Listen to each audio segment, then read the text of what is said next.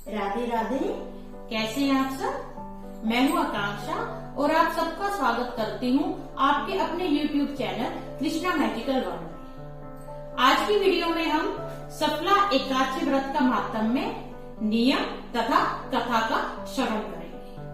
सबसे पहले अपनी जो एकादशी है इसके माहात्म्य को जान लेते हैं। जो पुण्य सूर्य ग्रहण या चंद्र ग्रहण में स्नान करने से मिलता है, जो पुण्य भूमि दान, अन्न दान, जल दान, गोदान, कन्यादान आदि से मिलता है, उससे 10 गुना अधिक पुण्य एकादशी का व्रत करने से मिलता है।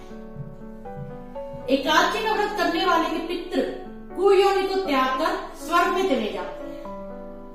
एकादशी व्रत करने वाले के 10 पुरखे मातृ पक्ष के, 10 पुरखे पत्नी पक्ष के और 10 पुरखे पितृ पक्ष के वैकुंठ को जाते हैं। दूध पुत्र कीर्ति को बढ़ाने वाला एकादशी का व्रत है। एकादशी का व्रत रखने से शरीर स्वस्थ रहता है, अंतड़ियों की मैल निकल जाती है और श्रद्धा भाव और भक्ति उत्पन्न हो जाती है। अब एकादशी के व्रत के नियमों को जान लेते हैं। व्रतधारी को दशमी के दिन मांस, प्याज, लहसुन, चावल और मसूर की दाल का सेवन नहीं करना चाहिए। रात्रि को ब्रह्मचर्य का पालन कीजिए। एकादशी के दिन वृक्ष से पत्ता तोड़ना भी वर्जित है। अगर वृक्ष से पत्ता स्वयं टूटा हुआ है तो आप उसे ग्रहण कर सकते हैं। एकादशी के दिन झाड़ू नहीं देनी चाहिए, चींटी आदि जीव मर जाते हैं। एकादशी के दिन बाल नहीं कटाने चाहिए और अन्न का दान देना चाहिए। अन्न दान लेना भी वर्जित है। अगर आपके किसी संबंधी की मृत्यु हो जाती है तो उनके दिनों में जो एकादशी जो आती है, आपको वह एकादशी का व्रत करके उसका फल जो आपका संबंधी मृत्यु को प्राप्त हुआ हो उसे संकल्प करके दे देना चाहिए। इससे उस संबंधी को मोक्ष की प्राप्ति हो जाती है। एकादशी के दिन गीता पाठ करना या सुनना चाहिए। एकादशी के दिन ओम नमो भगवते वासुदेवाय इस द्वादश जो मंत्र है इसका ज्यादा से ज्यादा जप करना चाहिए। दशमी के साथ मिली हुई एकादशी को वृद्ध माना गया है। शिव उपासक तो इसे मान लेते हैं, परंतु वैष्णव को योग्य द्वादशी से मिली हुई एकादशी का व्रत करना चाहिए और त्रयोदशी आने से पूर्व व्रत का पारण कर लेना चाहिए। किसी से झूठ कपटादी कुकर ना करना चाहिए, सत्य का पालन करना चाहिए। इस प्रकार जो एकादशी का व्रत करते हैं उस पे नारायण अति कृपा करते हैं। अब चलिए हम सफला एकादशी की जो कथा है उसे श्रवण करते हैं। अब श्री सफला एकादशी व्रत कथा। अर्जुन बोले, हे भगवान, आप मुझे पौष मास के कृष्ण पक्ष की एकादशी का नाम बताइए और इस एकादशी के व्रत में किस देवता की पूजा की जाती है और उसकी विधि क्या है, मुझे सविस्तार बताइए। तब श्री कृष्ण भगवान बोले, हे अर्जुन, मैं तुमसे बहुत प्रेम करता हूँ, इसलिए मैं तुम्हारे प्रश्नों का उत्तर विस्तार पूर्वक देता हूँ। पौष मास के कृष्ण पक्ष की एकादशी का नाम सफला है।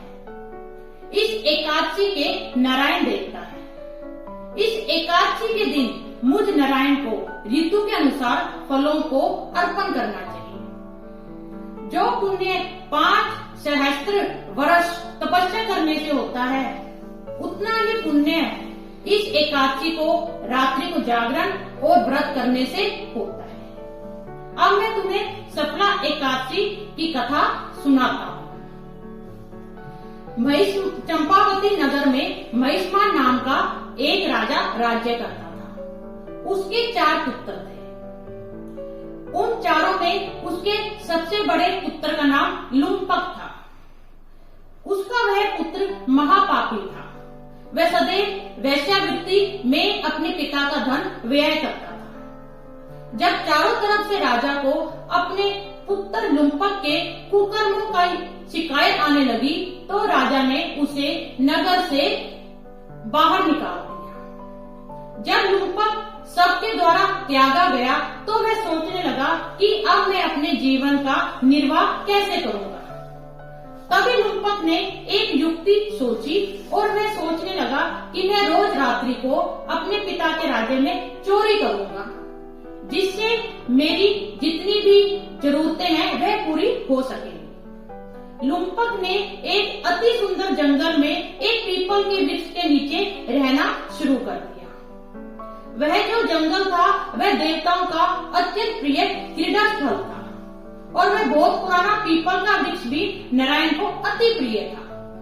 लुम्पक दिन में वहीं पे रहने लगा और रात्रि को चुपचाप वेश बदलकर चोरी करने लगा अपने पिता के राज्य से। धीरे धीरे वह हत्याएं भी करने लगा, जिससे जो है पूरा नगर समाप्त हो चुका था और वहां के वासी भी मृत्यु को प्राप्त होते जा रहे थे। सब सैनिक उसे पकड़ भी लेते थे, परंतु राजा के क्रोध के कारण, डर के कारण वह उसे छोड़ देते थे। इस प्रकार होते होते बहुत समय भी व्यतीत हो गया। एक बार की बात है, पौष मास के कृष्ण पक्ष की 10वीं को लुम्पक के पास कोई वस्त्र ना बचा था, क्योंकि उसके पुराने वस्त्र थे वो फट चुके थे। इसलिए वह शीत के मारे बेहोश हो गया और 10वीं के दिन वह बेहोश ही पड़ा रहा और पूरी रात उसके हाथ पैर ठंड के मारे जकड़ गए। अगले दिन एकादशी को जब सूर्यास्त हुआ तब भी उसे चेतना न आई, क्योंकि वह शीत के कारण उसके हाथ और पैर जकड़ गए थे और वह बेसुध पड़ा था। एकादशी को दोपहर के बाद उसे कुछ चेतना हुई, तब लुम्पक उठा और उसमें उस दिन इतनी शक्ति ना बची थी कि वह किसी जंगली जानवर का शिकार करता। इसलिए वह जो भी फल उसको नीचे जमीन पे पड़े मिल गए जंगल में, वह उन्हीं फलों को लेके आया चुन चुन के, और जैसे ही पीपल के पेड़ के पास पहुंचा तभी जो सूर्य नारायण थे वह अस्ताचल को जा चुके थे। जैसे उसने अंधेरा देखा वह तेज तेज रोने लगा और वह जितने भी फल लाया था पीपल की जड़ के नीचे रख के रोने लगा और बोला, हे प्रभु, आज आप इन फलों का सेवन कीजिए, क्योंकि मैं इन फलों का सेवन नहीं कर सकता, क्योंकि मेरे शरीर की जो शक्ति है वह क्षीण हो चली। इस प्रकार पूरी एकादशी की रात्रि को वह पीड़ा युक्त अपने शरीर के साथ पूरी रात्रि जागरण करता रहा।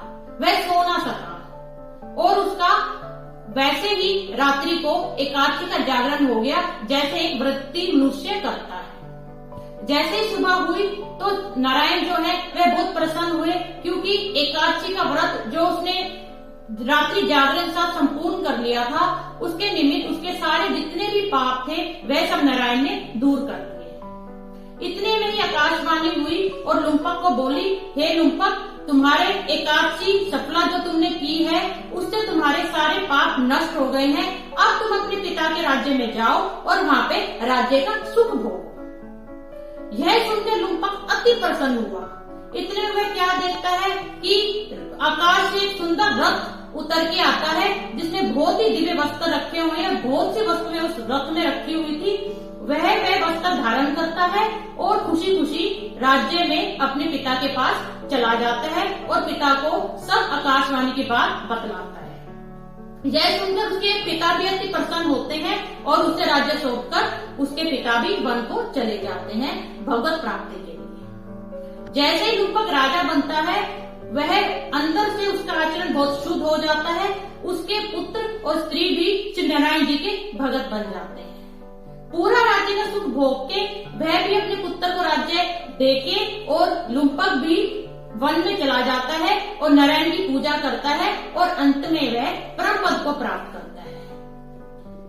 इस प्रकार आपने देखा किस प्रकार अनजाने में ही की हुई एकादशी और रात्रि जागरण से उस पापी के सारे पाप दूर हो गए और वह परम पद को प्राप्त कर गया, जो बड़े बड़े ऋषि योगियों के लिए भी दुर्लभ है। यही एकादशी के व्रत की महिमा है। अगर हम दिन में या महीने में या साल में कोई भी पुण्य नहीं करते, सिर्फ अगर एक एकादशी का व्रत भी धारण कर लेते हैं, तो यह नारायण हम पे अति कृपा करते हैं। आशा करती हूँ आपको यह सफला एकादशी कथा सुनने में बहुत आनंद आया होगा। आप मुझे जाने की आज्ञा दीजिए। मिलते हैं अगली वीडियो में। जय श्री कृष्णा, जय श्री राधे। धन्यवाद।